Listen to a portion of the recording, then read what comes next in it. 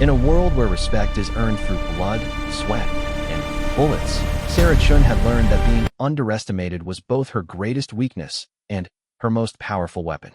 Standing barely 5 feet tall with delicate features that made her look more like a college student than a soldier, she had grown accustomed to the snickers and dismissive glances that followed her wherever she went. What they didn't know was that behind those quiet brown eyes lay the mind of one of the military's most lethal operatives, a ghost who moved through shadows and eliminated threats before they even knew death was coming. The laughter always stung, but Sarah had learned to let it fuel her rather than break her. Every chuckle from her male counterparts, every rolled eye from commanding officers who saw her as a diversity hire, every whispered comment about how she probably got her position through connections rather than skill, it all became ammunition for the fire that burned within her chest. They would learn soon enough that the most dangerous predators often came in the most unassuming packages. But tonight was different. Tonight, the stakes were higher than they had ever been, and the mission ahead would either vindicate everything she had worked for or destroy her career forever. As she sat in the briefing room surrounded by skeptical faces and barely contained mockery, Sarah knew that the next few hours would change everything. The question wasn't whether she could complete the impossible task ahead. It was whether she would choose to reveal the truth about who she really was when the moment of reckoning finally arrived. Sarah Chun pulled her worn military jacket tighter around her shoulders as she walked through the bustling corridors of Fort Carson Military Base. The morning sun cast long shadows through the high windows, illuminating dust particles that danced in the air like tiny ghosts. Her footsteps echoed softly against the polished concrete floors, almost drowned out by the heavy boots of soldiers marching past her with purpose and authority. At 26 years old, Sarah had been in the military for 8 years, but she still felt like an outsider looking in. Her slight frame and youthful appearance made her stick out like a sore thumb among the towering figures of her male colleagues. She had joined the Army straight out of high school, driven by a deep desire to serve her country and prove that she was more than the quiet, bookish girl everyone assumed her to be. The mess hall buzzed with conversation as Sarah made her way to the serving line. She could feel eyes following her movements, hear the whispered comments that followed in her wake like a persistent shadow. The food service worker, a burly man with graying temples, barely acknowledged her presence as he slapped a portion of scrambled eggs and bacon onto her tray with mechanical efficiency. Sarah found an empty table in the corner of the mess hall, a spot she had claimed as her own over the years. It gave her a clear view of the entire room while keeping her back protected against the wall. Old habits died hard, and even in the relative safety of the base, her training kicked in automatically. She ate her breakfast in silence, observing the social dynamics playing out around her like a complex chess game. At the table nearest to her, a group of Special Forces soldiers were engaged in animated conversation about their latest training exercise. Their leader, Sergeant Marcus Rodriguez, was a decorated veteran with arms like tree trunks and a voice that commanded respect wherever he went. He had served 3 tours in Afghanistan and had the scars to prove it. His reputation preceded him, and even the most experienced soldiers treated him with a mixture of admiration and healthy fear. "You should have seen Patterson trying to navigate that obstacle course yesterday," Rodriguez was saying, his voice carrying easily across the space between tables. "Poor guy looked like he was trying to dance with a grizzly bear. Took him twice as long as it should have, and he still couldn't hit the broadside of a barn with his rifle." The other soldiers laughed, nodding in agreement as they shared their own stories of training mishaps and close calls. Sarah listened with half an ear while she methodically worked her way through her breakfast. These conversations were nothing new to her. The military was a tight-knit community where reputations were built on actions, and respect was earned through demonstrated competence. "Speaking of dancing with grizzly bears," said Private Johnson, a young soldier barely out of basic training, "did you guys see Chun trying to keep up during the morning run yesterday? I thought she was going to pass out halfway through the course." The comment hit Sarah like a physical blow, but she kept her expression carefully neutral as she continued eating. She had completed that 5-mile run in under 30 minutes, which was better than average for soldiers in her unit. But the perception remained that she was struggling to keep up, that she didn't belong among the elite soldiers who surrounded her. "Cut her some slack," Rodriguez said, though his tone suggested he was more amused than defensive. "She's doing her best with what she's got. Not everyone can be built like a tank." Sarah's jaw tightened slightly, but she forced herself to take another bite of eggs. She had learned long ago that responding to these comments only made things worse. Better to let them underestimate her and use their misconceptions to her advantage when the time came. The conversation moved on to other topics, but the damage had been done. Sarah finished her breakfast quickly and disposed of her tray before making her way toward the training facilities. The morning sun had climbed higher in the sky, and the base was coming alive with the sounds of soldiers going about their daily routines. The weapons training facility was already busy when Sarah arrived. The air smelled of gun oil and cordite, a mixture that had become as familiar to her as her own perfume. She checked in with the range master and collected her assigned weapon, a standard-issue M4 carbine that felt comfortable and familiar in her hands. Sarah took her position at Lane 7, adjusting her protective gear and checking her weapon with practiced efficiency. Around her, other soldiers were setting up their own equipment, their movements confident and assured. She could hear fragments of conversation floating through the air, but she tuned them out and focused on the task at hand. The targets were set at various distances, from 25 meters to 300 meters. Sarah started with the closer targets, her movements smooth and controlled as she settled into a comfortable shooting stance. She took a deep breath, let half of it out, and gently squeezed the trigger. The rifle barked once, and a small hole appeared in the center of the target downrange. She continued firing, moving through the qualification course with mechanical precision. Each shot was deliberate and controlled, the result of countless hours of practice and an innate understanding of ballistics and wind patterns. Sarah had always been a natural marksman, though she had learned to downplay her abilities to avoid unwanted attention. "Not bad for a desk jockey," came a voice from the lane beside her. Sarah glanced over to see Corporal Williams, a stocky soldier with a reputation for crude humor and an inflated sense of his own abilities. He was struggling with his own weapon, his shots scattered across the target like buckshot. "Thanks," Sarah replied simply, not rising to the obvious bait. She had dealt with Williams before and knew that engaging with him would only lead to more unwanted attention. "Must have been all those video games you played as a kid," Williams continued, clearly not willing to let the subject drop. "Good thing this isn't real combat, where you actually have to move around and think under pressure." Sarah completed her final shot and set her weapon down before turning to face Williams directly. Her expression was calm and controlled, but there was something in her eyes that made the larger man take an unconscious step backward. "You're right," she said quietly. "This isn't real combat. In real combat, the stakes are higher, the pressure is greater, and mistakes get people killed. Lucky for all of us, this is just practice." Williams opened his mouth to respond, but something in Sarah's tone made him reconsider.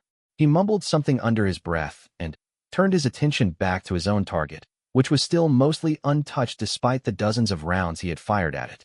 The range master called for a ceasefire, and the soldiers began collecting their equipment and preparing to leave. Sarah cleaned her weapon thoroughly before returning it to the armory, her movements efficient and professional. She signed out of the facility and made her way toward the administrative building where she worked as a logistics coordinator. Her office was a small, cramped space filled with filing cabinets and computer equipment. The walls were covered with duty rosters, supply schedules, and operational charts that detailed the complex logistics of keeping a military base running smoothly. Sarah settled into her desk chair and powered up her computer, ready to tackle the mountain of paperwork that awaited her attention. The work was tedious, but important. Every meal served in the mess hall, every round of ammunition used in training, every piece of equipment issued to soldiers had to be tracked and accounted for. Sarah had a talent for organization and attention to detail that made her well suited for the job, even if it wasn't the most glamorous assignment on the base. As she worked, Sarah's mind wandered to her conversation with Williams at the shooting range. His comment about video games had been meant as an insult, but it reminded her of her childhood and the path that had led her to this point. She had grown up in a small town in Oregon, the daughter of Chinese immigrants who had worked tirelessly to build a better life for their family. Her father had been a mechanical engineer, her mother a high school mathematics teacher. They had instilled in Sarah a love of learning and a strong work ethic that had served her well throughout her life. But they had also sheltered her from the harsher realities of the world, leaving her unprepared for the challenges she would face as a woman in the male-dominated world of the military. Sarah had excelled academically in high school, earning scholarships to several prestigious universities. But instead of pursuing a traditional college education, She had chosen to enlist in the army. Her parents had been devastated by her decision, unable to understand why their brilliant daughter would choose such a dangerous and uncertain path. The truth was that Sarah had always felt like she was living someone else's life. The quiet, studious girl that everyone expected her to be felt like a costume she wore to please others. Deep inside, she craved adventure, challenge, and the opportunity to test herself against impossible odds. The military had seemed like the perfect place to discover who she really was underneath all the expectations and assumptions. But 8 years later, Sarah found herself wondering if she had simply traded one set of expectations for another. In the academic world, she had been seen as the quiet Asian girl who was good with numbers. In the military, she was seen as the weak female soldier who didn't belong among warriors. The labels were different, but the feeling of being an outsider remained the same. A knock on her office door interrupted her thoughts. Sarah looked up to see Lieutenant Colonel Patricia Hayes standing in the doorway. Hayes was a career officer with silver hair and steel-gray eyes that seemed to see everything. She commanded respect through competence rather than intimidation, and Sarah had always admired her leadership style. "Chun, I need to see you in my office," Hayes said. Her tone was neutral, giving no hint of what the meeting might be about. Sarah saved her work and followed the colonel down the hallway to a larger office decorated with military commendations and photographs from various deployments. Hayes gestured for Sarah to take a seat in one of the chairs facing her desk before settling into her own chair. "I've been reviewing personnel files for an upcoming operation," Hayes began without preamble. "Your name came up as a potential candidate for a special assignment." Sarah felt her pulse quicken, but she kept her expression carefully neutral. Special assignments were rare opportunities that could make or break a military career. They were also notoriously dangerous and often involved tasks that regular soldiers couldn't or wouldn't handle. "What kind of assignment, ma'am?" Sarah asked. Hayes studied her for a long moment before responding. "The kind that requires someone with your particular skill set. Someone who can blend in, operate independently, and handle complex situations without backup or support." The description was vague, but Sarah understood the implications. This wasn't a typical military operation involving large units and overwhelming firepower. This was something subtle, something that required finesse and precision rather than brute force. "I'm interested, ma'am," Sarah said simply. Hayes nodded as if she had expected that response. "The briefing is tomorrow at 0800 hours. Conference room C in the intelligence building. You'll receive more details then. But I will say this. This operation will test everything you've learned in your 8 years of service. It will push you beyond your comfort zone and force you to make decisions that could have far-reaching consequences." Sarah felt a familiar thrill of anticipation running through her veins. This was what she had been waiting for, the opportunity to prove herself in a way that mattered. She had grown tired of being underestimated and overlooked. Perhaps this assignment would finally give her the chance to show what she was truly capable of. "I understand, ma'am," Sarah replied. "Good. Get some rest tonight, Chun. Tomorrow, everything changes." As Sarah made her way back to her quarters that evening, she couldn't shake the feeling that Colonel Hayes had been trying to tell her something beyond the obvious. There had been something in the older woman's eyes, a recognition or understanding that suggested she knew more about Sarah than her personnel file might indicate. Sarah's quarters were Spartan and functional, containing only the basic necessities required for military living. A single bed with regulation sheets, a small desk, a dresser for her uniforms, and a bookshelf filled with technical manuals and military histories. The walls were bare except for a single photograph of her parents taken on the day she graduated from basic training. She sat on the edge of her bed and stared at that photograph for a long time. Her parents looked proud but worried, their faces reflecting the complex emotions that came with watching their daughter choose a path they didn't fully understand. Sarah wondered what they would think if they knew about the assignment she had just accepted, about the dangerous game she was about to enter.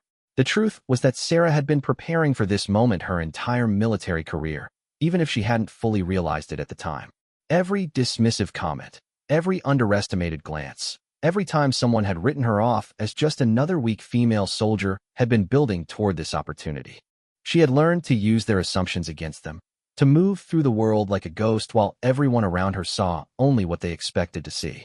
Tomorrow would bring new challenges and new dangers, but Sarah felt ready in a way she had never experienced before.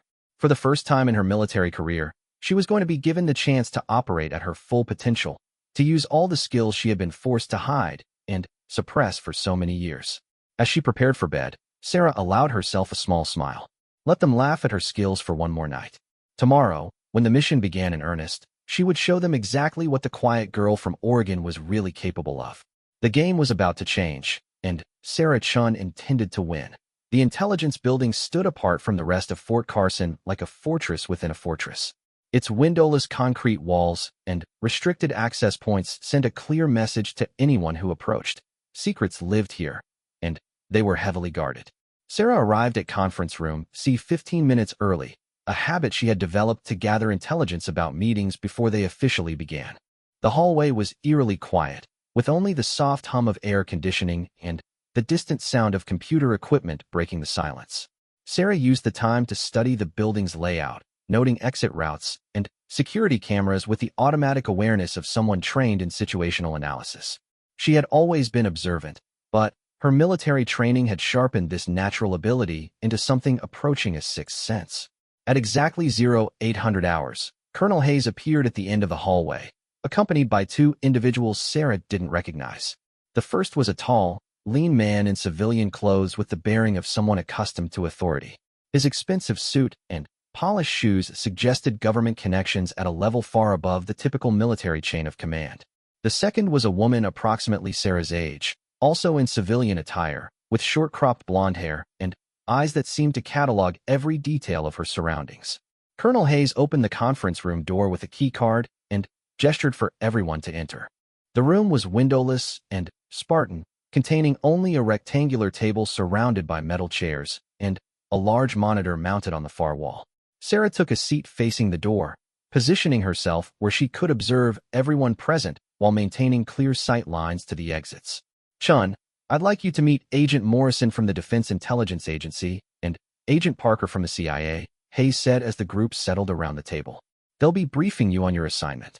Sarah nodded politely to both agents, filing away their names and affiliations for future reference. The presence of multiple intelligence agencies suggested that whatever mission she was about to receive operated at the highest levels of government secrecy.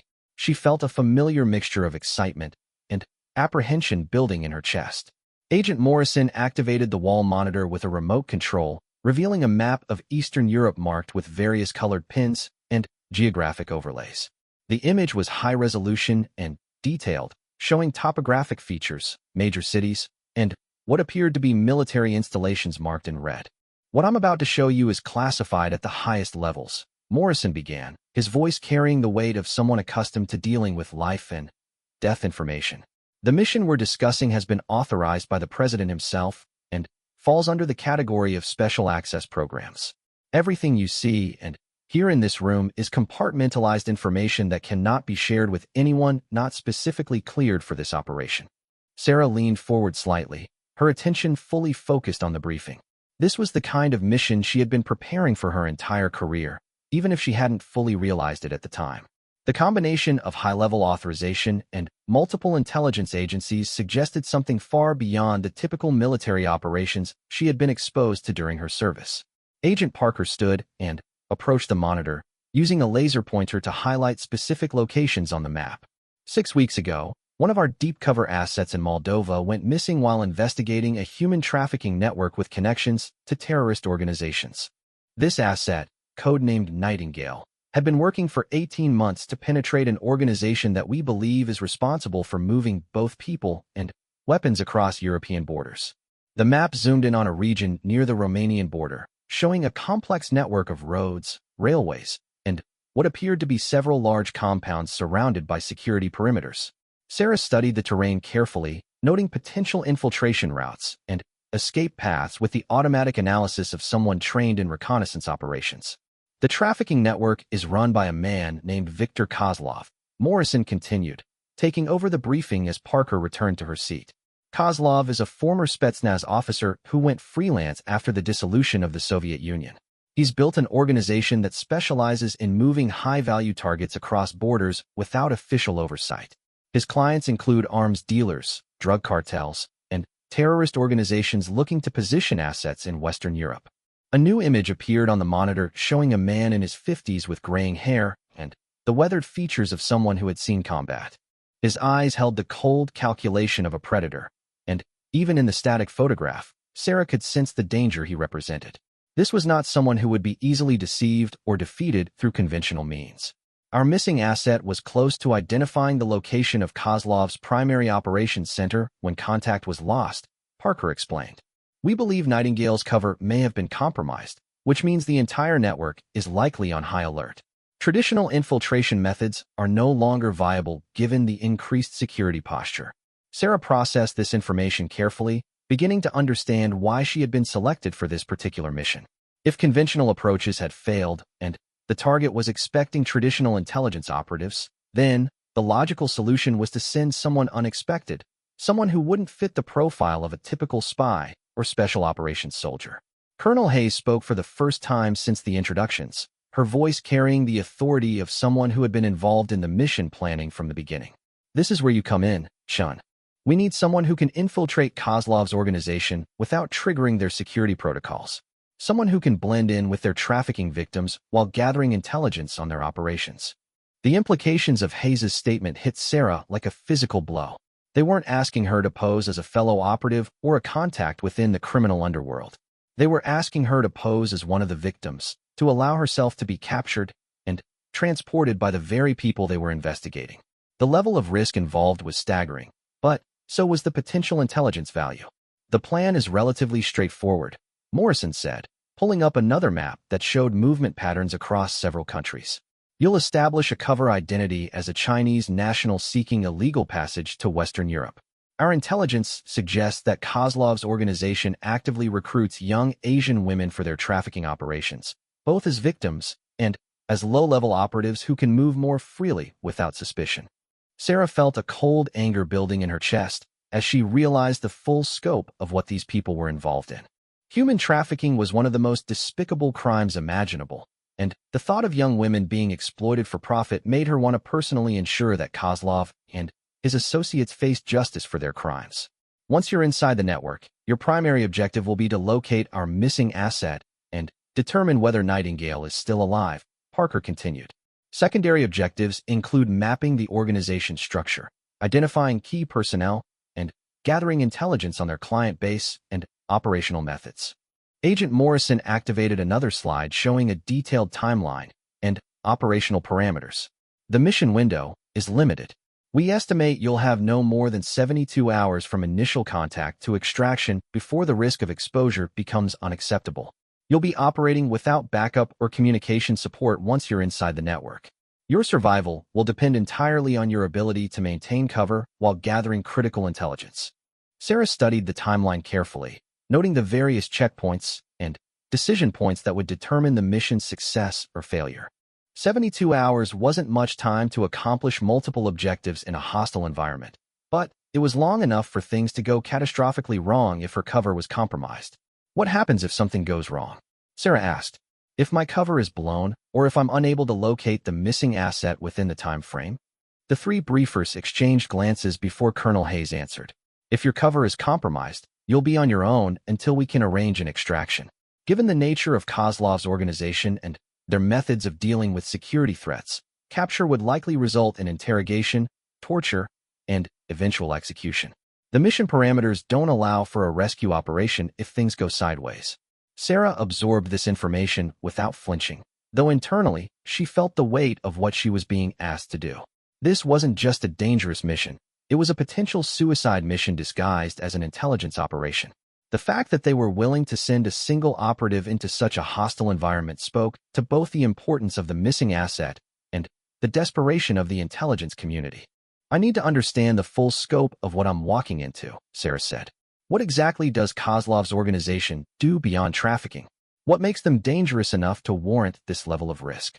Parker leaned forward, her expression becoming more serious. Kozlov's network isn't just about moving people illegally. They're facilitating the movement of weapons, explosives, and potentially chemical or biological materials across international borders. We have reason to believe they may be working with terrorist organizations to position assets for major attacks on European and American targets. The wall monitor displayed a series of surveillance photographs showing shipping containers, vehicles, and what appeared to be weapons caches. The scope of the operation was massive, involving multiple countries and sophisticated logistical networks that would require significant resources and expertise to maintain. The missing asset was close to identifying a major shipment that we believe contains materials for a chemical weapons attack, Morrison added. If we can't locate Nightingale and recover that intelligence, thousands of innocent people could die in coordinated attacks across multiple cities. Sarah felt the weight of responsibility settling on her shoulders like a heavy blanket. This wasn't just about rescuing one missing operative. It was about preventing a potential catastrophe that could result in mass casualties. The personal risk she would be taking suddenly seemed insignificant compared to the lives that hung in the balance. When do I leave? Sarah asked, her decision already made. Tomorrow night, Hayes replied. You'll fly to Berlin under diplomatic cover. Then, proceed to Prague where you'll establish your cover identity. From there, you'll make contact with local facilitators who will put you in touch with Kozlov's recruitment network. Agent Morrison stood and walked to a filing cabinet in the corner of the room, retrieving a thick folder marked with multiple security classifications. He placed it on the table in front of Sarah with the reverence of someone handling dangerous materials. This contains your cover identity, contact protocols, emergency procedures, and everything we know about Kozlov's organization and operational methods, Morrison explained. You have the rest of today to study this material. Tomorrow morning, you'll undergo final preparations including equipment issue and communications briefing. Sarah opened the folder carefully, scanning the first few pages of what appeared to be hundreds of documents detailing every aspect of her upcoming mission. The cover identity was comprehensive, complete with fabricated personal history, family background, and the specific circumstances that would lead a young Chinese woman to seek illegal passage to Western Europe. Your cover name will be Li Wei, Parker said. You're 24 years old, from a rural province in China, seeking to reunite with family members who supposedly immigrated to Germany several years ago. The story is designed to appeal to Kozlov's recruiters while providing you with motivation for taking risks that might otherwise seem suspicious. Sarah studied the identity documents, noting the attention to detail that had gone into creating a believable background. These weren't hastily assembled papers. They represented weeks or months of careful preparation by intelligence professionals who understood the stakes involved. What about extraction? Sarah asked. How do I get out once I have the intelligence? Colonel Hayes consulted a notebook before responding. There will be predetermined extraction points along the likely routes that Kozlov's organization uses for transportation. You'll need to create an opportunity to reach one of these locations and signal for pickup. The specific procedures are outlined in your mission materials. The briefing continued for another 2 hours, covering contingencies, backup plans, and the various scenarios that intelligence analysts had identified as possible outcomes. Sarah absorbed every detail, asking questions when clarification was needed, and mentally rehearsing the various aspects of her upcoming mission. As the meeting concluded, Agent Morrison gathered the materials from the wall monitor while Agent Parker prepared to leave.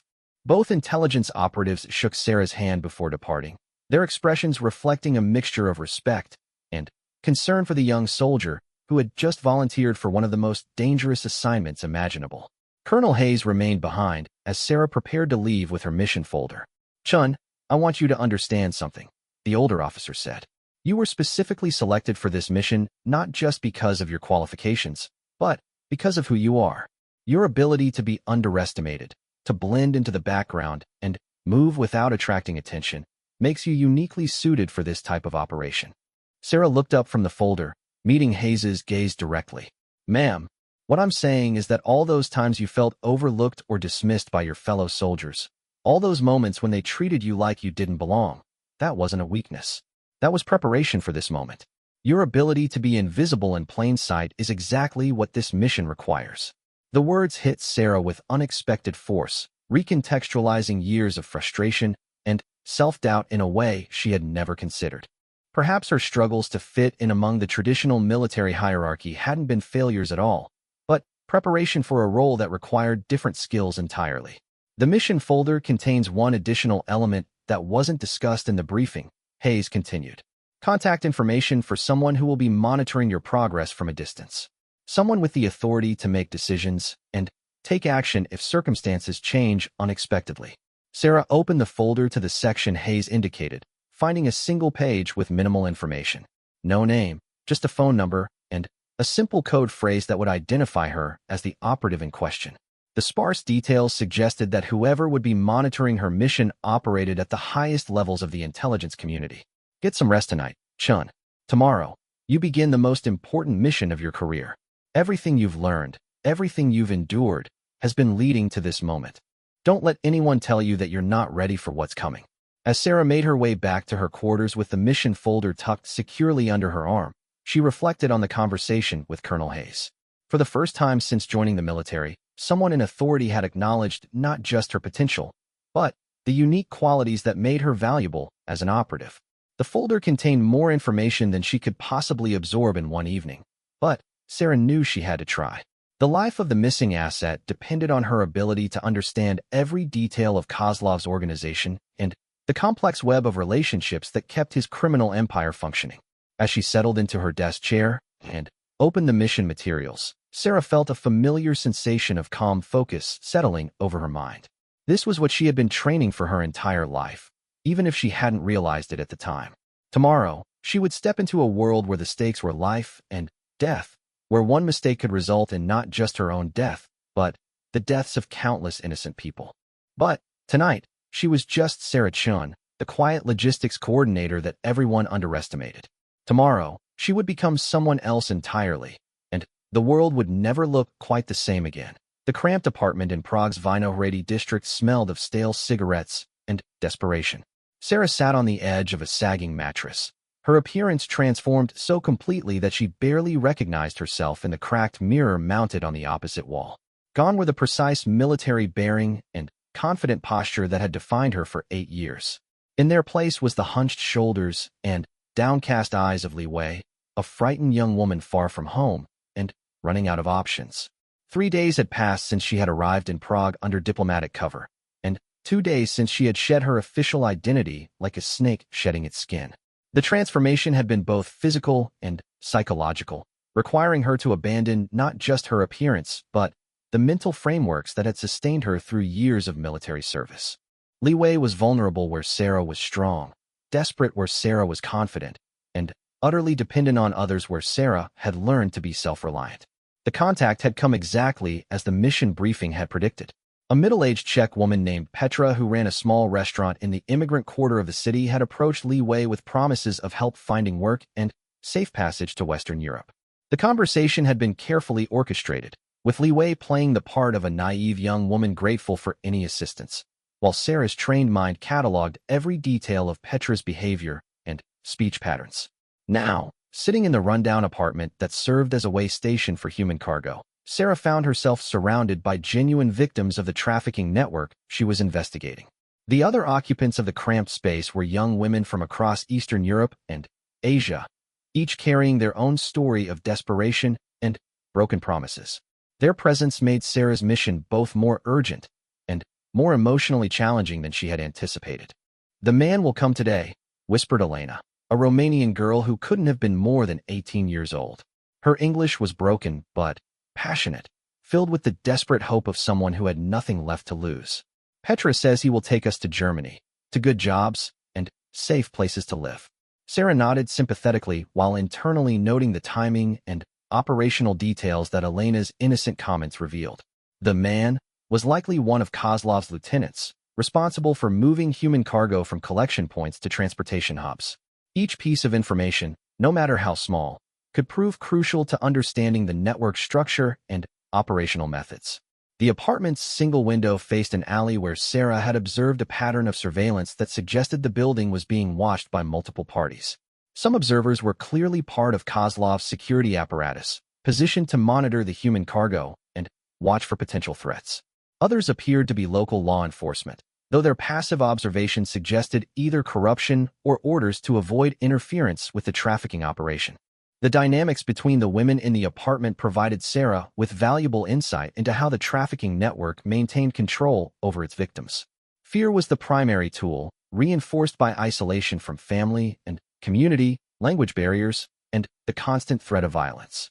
The victims were kept dependent and compliant through a carefully constructed system of false hope and genuine terror. "Li Wei, you are very quiet," observed Anya. a Ukrainian woman in her early 20s who seemed to have appointed herself as the group's unofficial leader. Are you worried about the journey? Sarah looked up, making sure to project the appropriate level of anxiety and uncertainty that Li Wei would feel in this situation. I am scared, she admitted truthfully, though not for the reasons the other women would assume. I have never traveled so far from home. What if something goes wrong? The question prompted a flood of reassurances and shared stories from the other women, each contributing their own hopes and fears to the collective narrative of desperation. Sarah listened carefully, noting references to previous transports, descriptions of handlers and transportation methods, and hints about the ultimate destinations that awaited them. Through careful questioning disguised as nervous conversation, Sarah learned that the women had been collected from various locations across Eastern Europe over the past 2 weeks. Some had responded to advertisements for legitimate employment, others had been recruited through social media connections, and a few had been referred by family members or friends who had supposedly found success in Western Europe. The common thread was vulnerability. Each woman had been selected because she was isolated, desperate, and unlikely to be immediately missed if she disappeared. The trafficking network had refined its recruitment process to identify individuals who could be easily controlled and exploited without generating unwanted attention from law enforcement or family members. Around noon, the sound of heavy footsteps on the staircase announced the arrival of their handler. Sarah felt her pulse quicken as she recognized the operational significance of this moment. The man climbing those stairs represented her first direct contact with Kozlov's organization, and her performance in the next few minutes could determine whether she successfully penetrated the network or found herself exposed as an undercover operative. The door opened to reveal a large man in his 30s with the distinctive scars and bearing of someone accustomed to violence. His expensive clothes couldn't quite disguise the predatory alertness that marked him as dangerous, and his eyes swept the room with the calculating assessment of someone evaluating valuable merchandise. "Ladies," he said in accented English, his voice carrying the authority of someone who expected immediate compliance. "My name is Dmitri. I will be taking care of you during your journey to your new lives. I need you to listen carefully to what I tell you, because your safety depends on following my instructions exactly." Sarah studied Dmitri's appearance and mannerisms, filing away details that might prove useful for intelligence analysis. His accent suggested Russian origins, but with influences that indicated extensive travel or residence in other countries. The quality of his clothing and accessories suggested he held a position of some authority within the trafficking network, not just a low-level operative responsible for moving human cargo. First rule, Dmitri continued, his gaze moving from face to face to ensure he had everyone's attention. No questions, no complaints, no problems. You do what I tell you to do when I tell you to do it. Anyone who causes trouble will be left behind. And I promise you don't want to know what happens to people who get left behind. The threat was delivered with casual menace that left no doubt about its sincerity. Sarah could see the fear rippling through the other women as they absorbed the implications of Dmitri's words. This was the moment when whatever illusions they might have harbored about voluntary travel began to crumble, replaced by the harsh reality of their situation. Second rule, Dmitri said, producing a small bag from his jacket pocket. Everyone takes these pills now. They will help you stay calm during the journey and prevent motion sickness. No arguing, no refusing. Everyone takes the pills. Sarah recognized the tactical problem immediately. The pills were almost certainly sedatives designed to keep the women compliant and disoriented during transportation. Refusing to take them would mark her as a problem that required special attention, but taking them would compromise her ability to observe and remember critical details about the journey. She watched as Dmitri distributed small white pills to each woman, accompanied by bottles of water that had clearly been opened and possibly tampered with. The other women accepted their medication with varying degrees of reluctance, but none dared to refuse outright, given the implicit threat that had accompanied Dmitri's instructions. When Dmitri reached Sarah, she accepted the pill and water with the appropriate level of nervous compliance that Li Wei would demonstrate. However, years of military training had taught her techniques for appearing to swallow medication while actually retaining it for later disposal. The pill was palmed with practiced ease while she made a show of drinking water and swallowing. "Good girls," Dmitri said once everyone had supposedly taken their medication. "Now we wait for our transportation. Rest while you can, because the journey will be long and not entirely comfortable." Over the next hour, Sarah watched as the other women gradually succumbed to the effects of whatever drugs they had been given. Their conversations became slurred and disjointed, their movements increasingly unsteady and confused. The transformation was disturbing to witness, but it provided valuable intelligence about the trafficking network's methods for maintaining control over their victims. Dmitry remained in the apartment, occasionally speaking into a cell phone in rapid Russian while keeping a watchful eye on his charges. Sarah maintained the pretense of growing drowsiness while actually using the time to study his behavior patterns and communication protocols. The fragments of conversation she could understand suggested that the transportation phase of their journey was about to begin. Around 3 in the afternoon, the sound of heavy vehicles in the alley below signaled the arrival of their transportation. Dmitry gathered the women together, supporting those who were too drugged to walk steadily while herding them toward the staircase that led to the building's exit. Sarah allowed herself to be guided along with the group, maintaining the appearance of drug-induced compliance while actually cataloging every detail of their route and the vehicles waiting outside. The transportation consisted of 2 large panel vans with tinted windows and license plates that appeared to be legitimate Czech registrations. The loading process was efficient and practiced, suggesting that Dmitry and his associates had performed this routine many times before. The women were divided between the 2 vehicles, with Sarah finding herself in the second van along with 4 other victims. The interior had been modified with bench seating along both sides and minimal ventilation, clearly designed for human cargo rather than passenger comfort. As the vans pulled away from the apartment building, Sarah began the most dangerous phase of her mission. She was now completely within the control of Kozlov's organization, cut off from any possibility of backup or support. Her survival and the success of her mission depended entirely on her ability to maintain her cover while gathering critical intelligence about the trafficking network's operations. The journey proceeded through Prague's industrial districts before connecting to major highways leading southwest toward the Austrian border. Sarah used her assumed stupor to conceal her observation of landmarks, road signs, and timing that would help intelligence analysts reconstruct the trafficking route. The information would be crucial for planning future interdiction operations, assuming she survived to deliver it. During a fuel stop at a remote service station, Sarah observed additional security measures that suggested the trafficking network took operational security seriously. While Dmitry refueled the vehicles, armed men emerged from a trailing car that had been following at a discreet distance.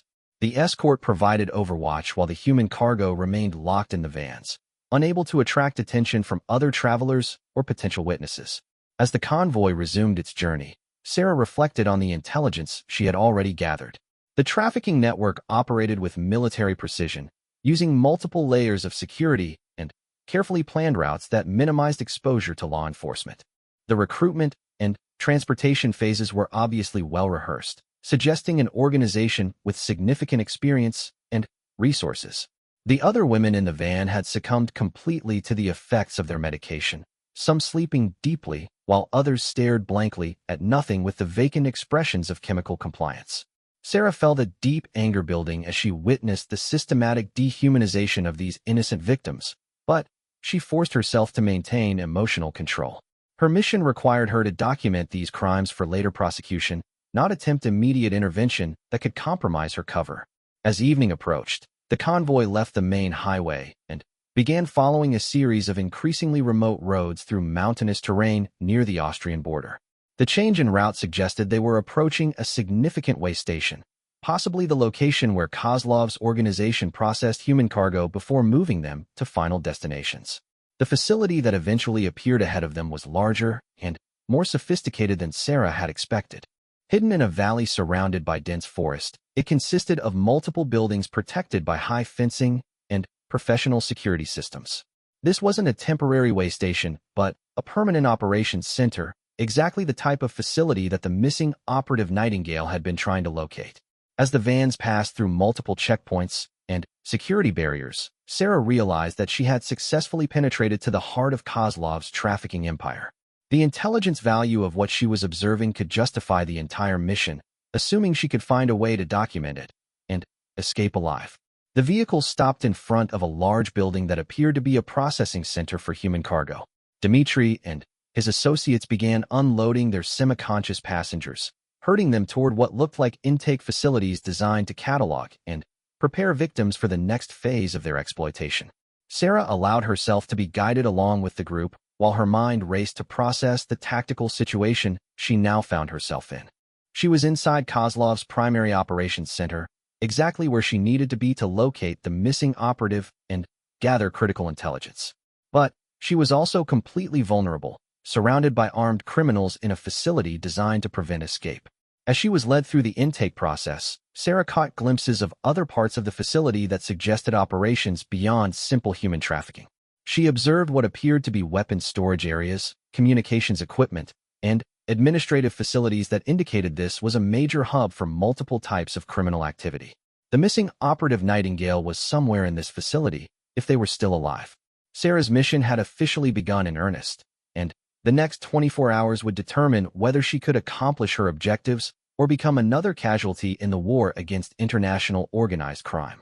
The stakes had never been higher, and failure was not an option she could afford to consider. The holding facility's fluorescent lights cast harsh shadows across rows of metal bunks where dozens of women lay in various states of consciousness.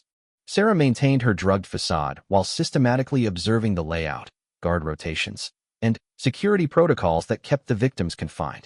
The facility operated with the efficiency of a well-organized prison, complete with surveillance cameras, armed guards, and multiple layers of physical barriers designed to prevent escape. Sarah had been assigned to Bunk 17 in a dormitory that housed approximately 40 women ranging in age from late teens to early 30s. The diversity of nationalities and backgrounds represented the global scope of Kozlov's trafficking operation, with victims collected from across Eastern Europe, Asia, Africa, and Latin America. Each represented a life destroyed by the criminal organization she was now working to dismantle.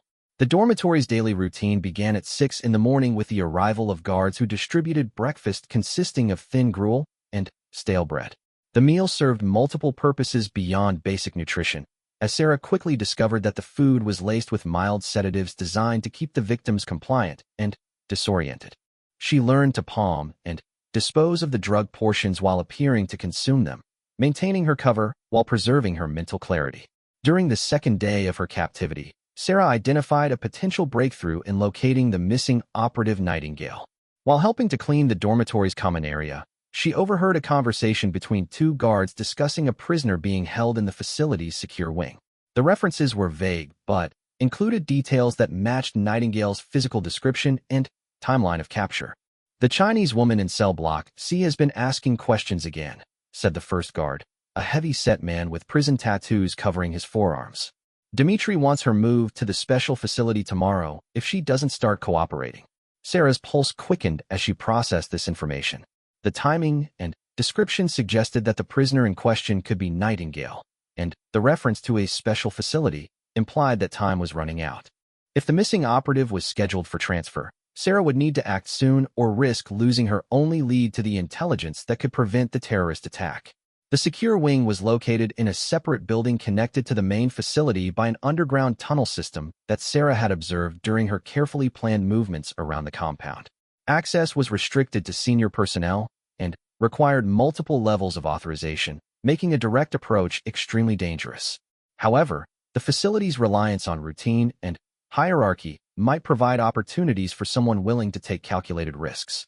Sarah began mapping the guard rotations and identifying potential vulnerabilities in the security system. The facility operated on 12-hour shifts with minimal overlap during transition periods. The underground tunnels were monitored by cameras, but appeared to have blind spots near mechanical equipment and storage areas. Most importantly, the guards had grown complacent due to the perceived helplessness of their captives and the remote location of the facility. On her third evening in the facility, Sarah observed Viktor Kozlov himself arriving for what appeared to be an inspection of operations. The man was exactly as described in her mission briefing: late 50s, graying hair, and the cold eyes of someone who viewed human life as a commodity to be exploited for profit. His presence created both opportunity and danger, as increased security would make movement more difficult while providing access to the organization's highest-level personnel. Kozlov's inspection included a tour of the dormitory areas where Sarah and the other women were held. She maintained her cover as the frighteningly way while studying the criminal leader's security detail and behavioral patterns. The man moved with the confidence of someone accustomed to absolute authority, but Sarah noted subtle signs of paranoia in how he positioned himself and interacted with his subordinates. During the inspection, Sarah overheard fragments of conversation that provided crucial intelligence about the organization's operations. Kozlov was discussing a major shipment scheduled to move through the facility within the next 48 hours, involving both human cargo and what he described as special materials for important clients. The timeline matched intelligence estimates about the potential terrorist attack, confirming that the mission's objectives were more urgent than originally anticipated. As Kozlov's entourage moved through the facility, Sarah noticed increased security around the secure wing where the mysterious prisoner was being held. Additional guards had been posted, and electronic surveillance had been enhanced with mobile monitoring stations. The heightened security confirmed that whoever was being held in that section was considered extremely important by the organization's leadership. That night, as the facility settled into its normal routine, Sarah began implementing the escape and infiltration plan she had been developing since her arrival. The first phase involved creating a distraction that would draw guard attention away from the secure wing while providing her with an opportunity to access the restricted areas undetected. The distraction came in the form of a carefully orchestrated medical emergency involving one of the other captives. Sarah had identified a young woman named Maria who suffered from diabetes and was showing signs of insulin deficiency due to the poor conditions and irregular meals. By withholding her food and encouraging Maria to exert herself during the day, Sarah was able to trigger a genuine medical crisis that required immediate attention. When Maria collapsed during the evening meal, the guards were forced to summon medical personnel and transport her to the facility's infirmary. The emergency response drew staff away from their normal posts and created the distraction Sarah needed to begin her infiltration of the secure wing. Moving through the dormitory's maintenance areas, Sarah accessed a service corridor that connected to the underground tunnel system. Her military training in close-quarters combat and stealth operations proved invaluable as she navigated through areas designed to be inaccessible to the facility's captives. The cramped spaces and mechanical equipment provided concealment while she worked her way toward the secure wing. The tunnel system was more extensive than she had initially realized, connecting not just the dormitory and secure areas but also extending to what appeared to be a weapons storage facility and a communications center. The intelligence value of what she was observing increased with each new area she discovered, but her primary focus remained on locating the missing operative and determining whether they were still alive. Access to the secure wing required bypassing an electronic lock system that Sarah recognized from her military experience. The same technology was used to protect sensitive areas on military bases, and she had received training in circumventing such systems during her intelligence preparation courses. Using improvised tools created from facility maintenance equipment, she was able to create a temporary bypass that would allow her to access the restricted area. The secure wing consisted of a dozen individual cells arranged along a central corridor, each equipped with heavy steel doors and minimal ventilation. The conditions were significantly worse than the dormitory areas, clearly designed for punishment and interrogation rather than simple confinement. Sarah moved carefully through the corridor, listening for signs of occupation while avoiding the surveillance cameras that monitored the area. In the 8th cell, she found what she had been searching for. A woman approximately 30 years old with Asian features and the lean build of someone who had undergone extensive physical training. Despite obvious signs of mistreatment and interrogation, the prisoner's eyes remained alert and calculating, suggesting that her spirit had not been broken despite weeks of captivity. Nightingale. Sarah whispered through the cell door's food slot, using the recognition code she had memorized during her mission briefing. The woman's head snapped up, and Sarah saw a flicker of hope cross her features before being quickly suppressed. "Who's asking?" came the cautious reply. "Black Viper," Sarah responded, using her own operational code name for the first time since beginning the mission. The recognition was immediate and profound. Nightingale moved to the door with renewed energy, her voice carrying the urgency of someone who had been waiting weeks for rescue. "Thank God. I thought they had written me off as lost." Sarah quickly explained her presence and the mission parameters while simultaneously working to bypass the cell's locking mechanism. The conversation revealed that Nightingale had indeed gathered crucial intelligence about the terrorist attack before her capture, but the information was hidden rather than compromised. The location of the materials and the identity of the terrorist cell's contacts were stored in a digital dead drop that only she could access. The shipment is moving tomorrow night, Nightingale whispered urgently as Sarah worked on the lock. Chemical weapons precursors disguised as industrial cleaning supplies. The target is a coordinated attack on subway systems in London, Paris, and Berlin. We're talking about thousands of casualties if they succeed. The intelligence confirmed the worst fears of the mission planners and elevated the urgency of Sarah's situation to critical levels. Not only did she need to extract Nightingale and the crucial intelligence, but she also needed to find a way to disrupt the shipment before it could reach its intended recipients. As the cell door finally opened, Sarah and Nightingale began planning their escape from the facility and the method they would use to transmit the critical intelligence to their handlers.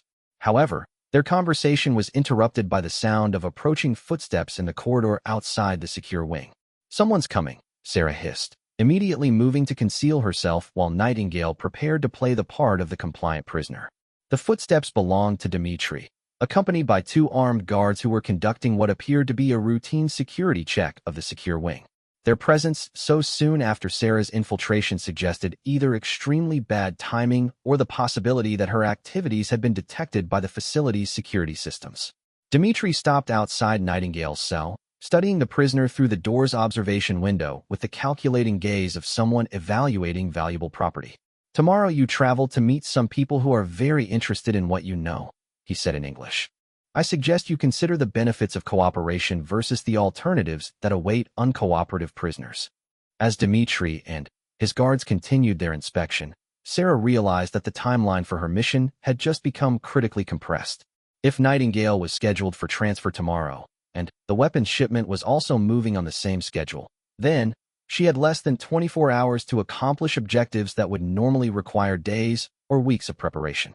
Hidden in a maintenance alcove, Sarah listened as the guards completed their inspection and departed the secure wing. The facility returned to its normal nighttime routine, but she knew that her infiltration had likely been detected by surveillance systems that would be reviewed in the morning. Her window of opportunity was rapidly closing, and the stakes had never been higher. As she prepared to return Nightingale to her cell and retreat to the dormitory before her absence was discovered, Sarah felt the weight of responsibility that came with knowing the scope of the terrorist threat she was working to prevent.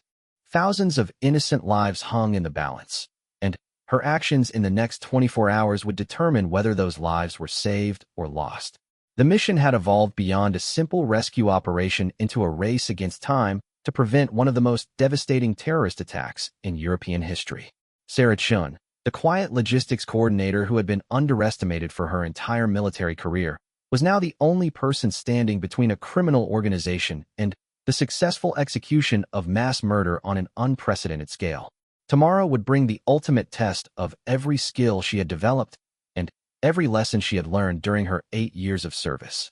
The laughs and dismissive comments of her fellow soldiers seemed like echoes from another lifetime. In the morning, she would either prove herself as one of the military's most effective operatives, or she would die trying to save the lives of people she would never meet. Dawn broke over the facility with the harsh clatter of metal doors and the shouted commands of guards beginning their daily routine. Sarah had spent the night in a state of controlled alertness, her mind cycling through dozens of potential scenarios for the day ahead. She knew that her infiltration of the secure wing had likely been detected by morning security reviews, which meant that her cover as Li Wei was probably compromised. The time for subterfuge had ended. Now only direct action remained.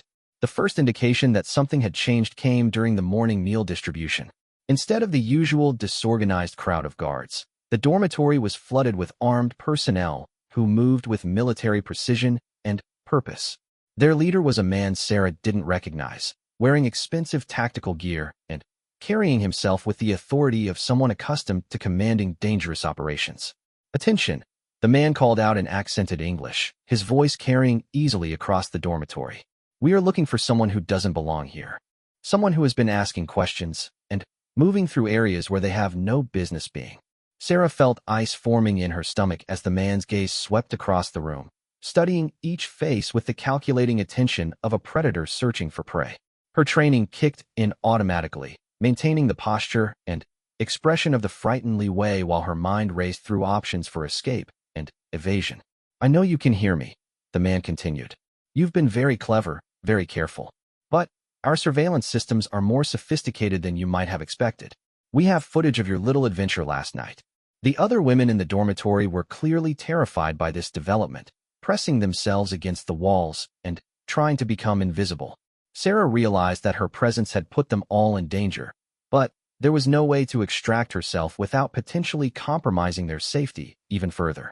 The systematic search began with methodical efficiency. Guards moved through the dormitory checking identification documents against a master list, while the commander studied each woman with professional attention. Sarah knew that when they reached her position, her carefully constructed cover identity would crumble under scrutiny that was designed to detect exactly the kind of deception she had been maintaining. As the search team approached her section of the dormitory, Sarah made a decision that would define the rest of her mission. Rather than allowing herself to be captured and interrogated, she chose to take control of the situation by revealing herself on her own terms. The element of surprise was her only remaining advantage, and she intended to use it effectively. When the guard reached for her identification papers, Sarah moved with lethal precision that transformed her from frightened victim to deadly operative in the span of a heartbeat. Her hand locked around the guard's weapon while her elbow drove into his solar plexus, dropping him to the ground before he could raise an alarm. The carefully maintained facade of Li Wei shattered completely as Sarah Chun emerged like a butterfly breaking free from its chrysalis. The dormitory erupted into chaos as the other guards responded to the sudden violence, but Sarah was already moving with the fluid efficiency of someone trained in close-quarters combat. 8 years of military training and natural athletic ability combined with desperate motivation to create a whirlwind of precisely applied force that left 3 guards unconscious before the others could properly react. "Everyone down," Sarah shouted to the other women, her voice carrying the authority of someone accustomed to being obeyed under fire. The victims needed no encouragement to comply, dropping to the floor and seeking whatever cover they could find as the situation deteriorated into an active firefight. The commander who had been leading the search proved to be a more formidable opponent than his subordinates. His movements indicated professional military training as he drew his sidearm and attempted to establish a firing position that would allow him to neutralize Sarah without endangering the other captives. The tactical problem he faced was the same one confronting Sarah, conducting effective combat in a confined space filled with innocent civilians. Sarah's solution involved using the dormitory's infrastructure to her advantage. Years of studying building layouts and tactical positioning had taught her to identify potential weapons and defensive positions in any environment. The metal bed frames became improvised shields, the lighting fixtures provided concealment, and the narrow aisles between bunks created natural choke points that limited the guards' ability to bring their numerical advantage to bear. The firefight was brief but intense, lasting less than 3 minutes from start to finish. When the smoke cleared, Sarah had neutralized all of the guards in the dormitory while sustaining only minor injuries herself. However, she knew that the sounds of combat would have alerted the entire facility to her presence, eliminating any possibility of stealth or subterfuge in the phases of her mission that remained. As alarms began blaring throughout the facility, Sarah turned her attention to the other women in the dormitory. Many were injured by flying debris or traumatized by the sudden violence, but none had sustained life-threatening wounds. She quickly organized them into a defensive position while explaining that their best chance of survival lay in following her instructions until rescue could be arranged. "Listen to me carefully," Sarah said, her voice cutting through the noise and confusion with practiced authority. "I'm a United States military operative, and I'm here to stop these people and get you to safety. I need you to stay calm, follow my orders, and trust that help is coming." The revelation that Li Wei had been a fiction created mixed reactions among the survivors. Some were angry at having been deceived, while others felt hope for the first time since their capture. Sarah didn't have time to address their emotional responses in detail, but she tried to convey the urgency of their situation and the importance of working together to survive the next few hours. The tactical situation had become exponentially more complex with Sarah's cover blown and the facility on high alert. Her original mission parameters had called for stealth infiltration and intelligence gathering, but the circumstances had forced her into a direct action scenario that required completely different skills and resources. She was essentially conducting a one-woman assault on a fortified position while simultaneously protecting dozens of non-combatants and attempting to locate a missing operative with crucial intelligence. Sarah's military training provided frameworks for handling complex tactical situations, but the specific combination of challenges she now faced was unlike anything she had encountered in 8 years of service. She would need to adapt her approach in real time while maintaining focus on the primary objectives that had brought her to this point. The first priority was establishing communication with her handlers to report the changed circumstances and request immediate support. The facility's communication center was located in the administrative building that Sarah had observed during her initial reconnaissance, but reaching it would require fighting through an unknown number of armed opponents who now knew her location and capabilities. As Sarah prepared to leave the dormitory and begin the most dangerous phase of her mission, she reflected on the transformation she had undergone in the past few minutes. The quiet, underestimated soldier who had been dismissed by her colleagues was gone, replaced by a lethal operative who had just demonstrated exactly why she had been selected for this assignment. The journey from the dormitory to the administrative building required Sarah to navigate through areas of the facility that were now actively patrolled by armed guards looking specifically for her. Her advantage lay in superior training and intimate knowledge of the facility's layout gained during her 3 days of careful observation.